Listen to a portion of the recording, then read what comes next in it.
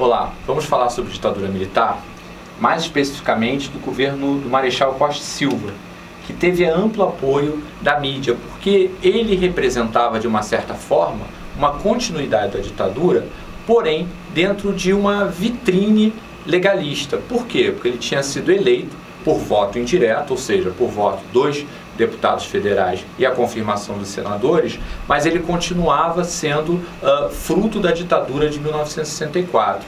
E quando ele assume em 67, a repressão torna-se cada vez maior. A repressão dos militares se torna cada vez mais estrutural. Nessa charge do Ziraldo, por exemplo, se usa o próprio slogan do governo, Brasil ame ou deixo, mas isso significa que ou você aceita as condições brasileiras ou você teria que deixar o país. O que é deixar o país? Buscar o exílio, o asilo político em países que aceitassem pessoas que estavam sob risco político, risco de morte em seus respectivos países. A gente não pode esquecer que em 1968 começa a reorganização estudantil e não podemos esquecer também que todos os movimentos estudantis foram proibidos. A gente tem que considerar que havia a União Nacional dos Estudantes, as uniões estaduais dos estudantes, os diretórios centrais dos estudantes, os centros acadêmicos, os grêmios estudantis secundaristas, eles foram proibidos e aí a classe artística, intelectuais e estudantes começam a se organizar.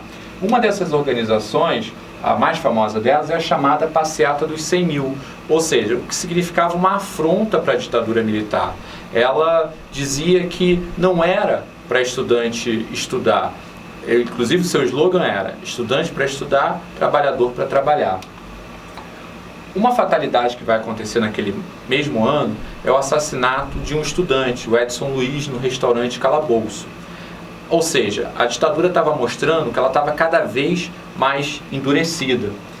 Isso faz com que o Brasil decrete o AI-5, o Marechal Costa e Silva decrete o ato institucional número 5, várias pessoas tiveram os mandatos cassados e foi instituída a lei de censura e outras leis ainda mais pesadas, como por exemplo o fim do habeas corpus, como por exemplo a censura prévia, e a ditadura vai se endurecendo ainda mais.